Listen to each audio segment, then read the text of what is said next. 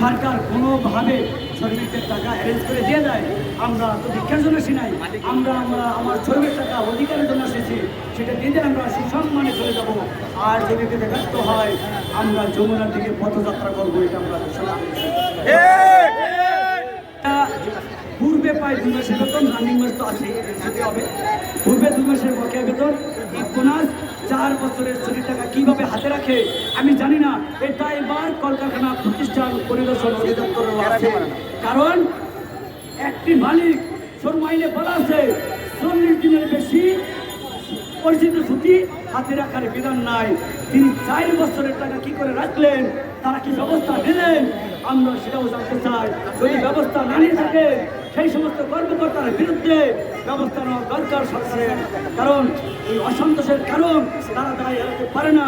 আমি কিছুক্ষণ আগে বলেছি যে কারখানাটি 1 বছর যাবৎ শ্রমিকদের পাওনা নিয়ে বিভিন্নভাবে তালবাহানা করছে, অর্থাৎ একদিনের সমস্যা নয়, কিন্তু সর্বশেষ রেজিস্ট্রি পাওয়ার বর্তমান সেনাবাহিনী ও তাদের সাথে একটি চুক্তি হয়েছিল মালিকের, এই চুক্তি মালিক ভঙ্গ করেছে।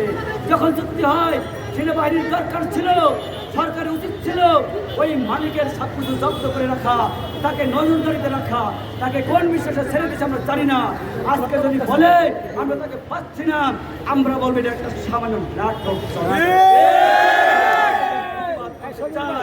আমরা ফেরবো না, এটা আমাদের প্রত্যাশা। আমরা আমাদের সরকারের প্রতি যথেষ্ট আস্থা আছে, আমরা বিশ্বাস করি এখন পর্যন্ত আমরা এই পর্যন্ত কোনোভাবেই উচ্ছৃঙ্খলার মধ্যে জড়াই নাই, ভবিষ্যতে জড়াবো না। এই দেশ আমার, এই বাংলাদেশকে আমরা ভালোবাসি, আমরা আমাদের দেশে আমরা অর্থনৈতিক চাকা সচল রাখি, তাই দেশের প্রতি আমাদের উত্তর মায়া আছে।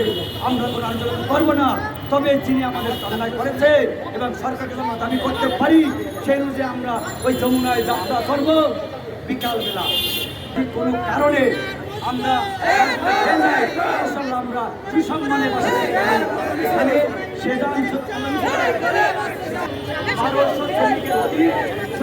উপস্থিত আছে।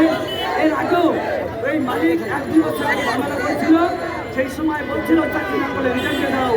12-14 বছর চাকরি বয়স, সেই শ্রমিকরা রিটার্ন দিয়ে গেছে, বলছে তোমার পানা দেবে, আজ বলে সে পানা দেবে, সেখানেও 1,000 অধিক শ্রমিক আছে। অর্থাৎ এই মালিককে আগে থেকে সদস্য আছে সরকার।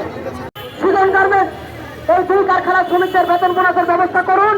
শ্রমিকরা বেতন বোনাস না নিয়ে শ্রমিকরা ঘরে ফিরবেন না, এটা আমাদের স্পষ্ট বার্তা। আমরা পুলিশ ভাইদের প্রতি অনুরোধ, পুলিশ ভাইরা আমাদেরকে সহযোগিতা করুন যাতে শ্রমিকরা বেতন বোনাসটা নিয়ে শান্তিপূর্ণ উপায়ে তারা ঈদ করতে পারে, ঘরে ফিরতে পারে। আর যদি আমাদেরকে অন্যায়ভাবে বাধা দেওয়া হয়, অন্যায়ভাবে আন্দোলনকে নস্যাৎ করার চেষ্টা করা হয়, ষড়যন্ত্র করা হয়, সেটা শ্রমিক শ্রেণী শান্তিপূর্ণ উপায়ে, গণতান্ত্রিক উপায়ে আমরা জবাব দিব। আমরা পুলিশের সমর্থক সহযোগিতা কামনা করেছি, আমরা পুলিশের সহযোগিতা চাই, আমরা বেতন বোনাস দিয়ে আমরা ঘরে ফিরতে চাই। ধন্যবাদ।